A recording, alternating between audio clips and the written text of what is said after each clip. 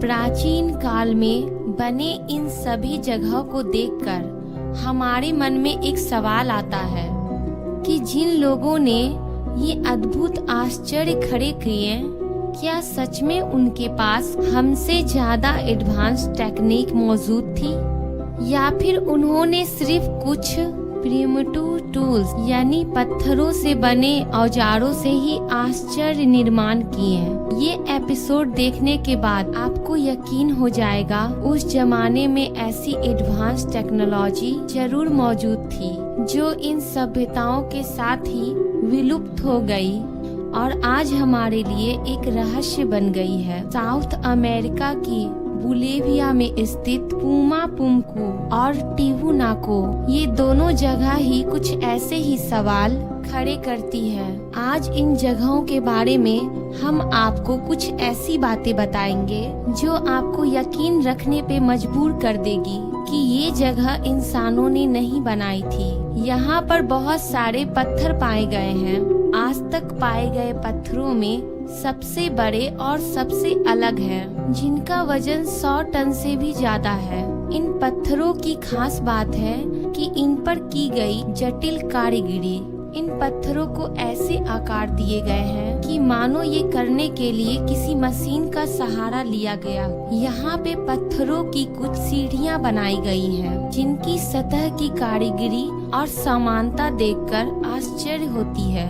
कुछ आर्कियोलॉजिस्ट का कहना है कि ये जगह 2000 साल पुरानी है, लेकिन 1945 में शोधकर्ता और इंजीनियर आर्थर पुजनांस्की, जो इस जगह की खोज करने वाले सबसे पहले शोधकर्ता थे और जिन्होंने यहाँ कुछ दशकों तक समय बिताकर अपना अभ्यास किया था, उन्होंने यह दावा किया है कि ये जगह करीब 17,000 साल पुरानी है। इस जगह का पुमा पुमकू ये नाम यहाँ के आयमारा लोगों ने रखा था, जो यहाँ पर पिछले 800 सालों में रह रहे हैं। और इनके पूर्वजों के अनुसार जब स्पेनिश लोग यहाँ पर पहली बार आए थे, तब उन्होंने यहाँ के लोगों से पूछा, ये पत्थर की इमारत आपने कैसे बनाई? तब यहाँ के लोगों ने उन्हें ये जवाब दिया था कि ये जगह हमने नहीं बनाई है, ये जगह भगवान ने बनाई है, और वो भी सिर्फ एक रात में। लॉस्ट एडवांस टेक्नोलॉजी का सबसे बड़ा सबूत है यहाँ पर मिले पत्थर, जिनका आकार अंग्रेजी की कैपिटल लेटर एच जैसा है, और ये एंडीजेट पत्थरों से बने हुए हैं, जो एक मजबूत पत्थर माना जाता है। ये पत्थर एक सीधे लाइन में रखे हुए हैं।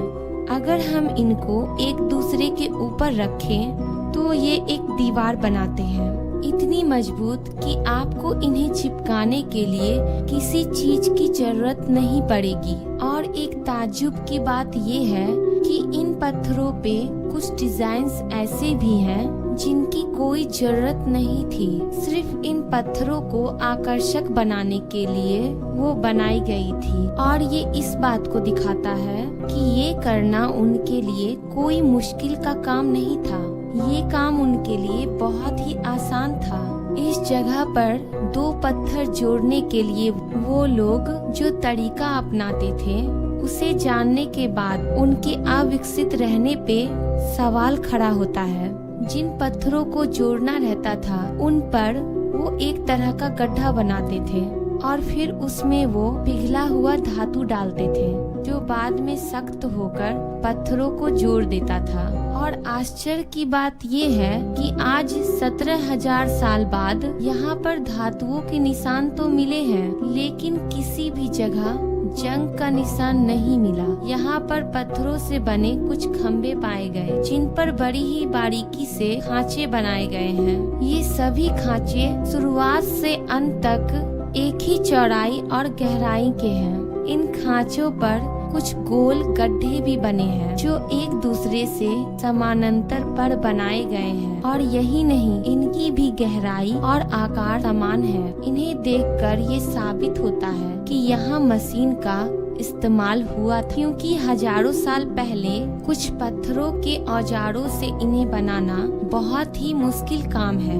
और यहाँ उत्खनन के दौरान भी ऐसा कोई पत्थर का औजार आज तक नहीं मिला। पुमापुंकु से आधी मील की दूरी पर टिवुनाकु में एक बहुत बड़े पत्थर का दरवाजा पाया गया, जिसे द गेट ऑफ द सन कहा जाता है।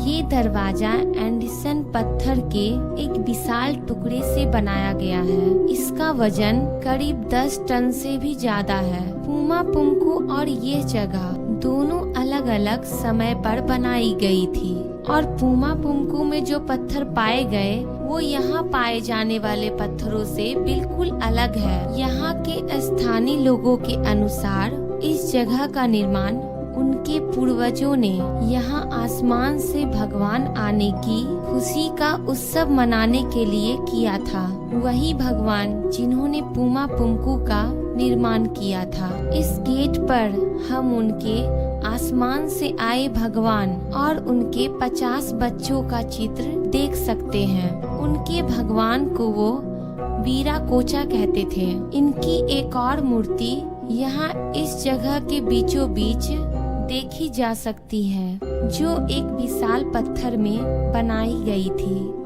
1960 में किए गए उत्खनन में यहाँ एक दीवार की खोज हुई, जिस पर बहुत सारे चेहरे तराशे गए। ये चेहरे इंसानों के चेहरे से थोड़े अलग लगते हैं, और इनमें से कुछ चेहरे तो एलियंस को दर्शाते हैं।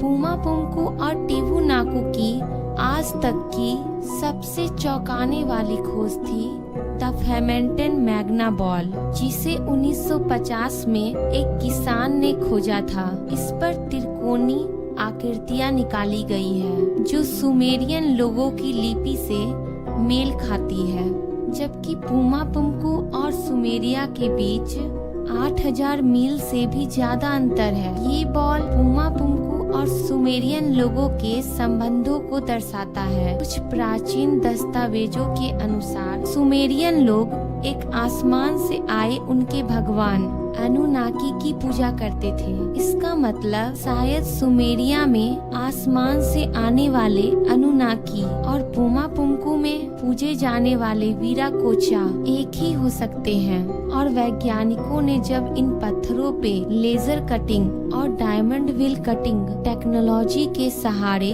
रिसर्च किया तो नतीजे चौंकाने वाले थे। डायमंड व्हील कटिंग टेक्नोलॉजी से किया हुआ कट पुमापुंकु के मिले हुए पत्थरों से मेल खा रहा था।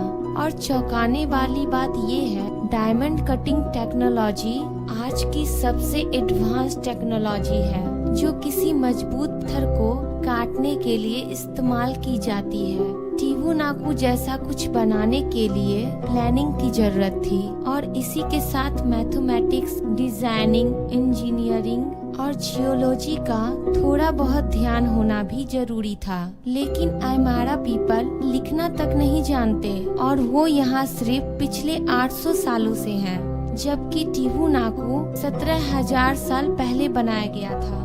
अगर ऐसा मान भी लिया जाए, 17,000 साल पहले इंसानों ने ही अपनी ताकत से और सिर्फ कुछ रस्सियों और लकड़ियों के सहारे से ये पत्थर खड़े किए, फिर भी एक सवाल उठता है कि ये पत्थर उन्होंने यहाँ तक लाए कैसे।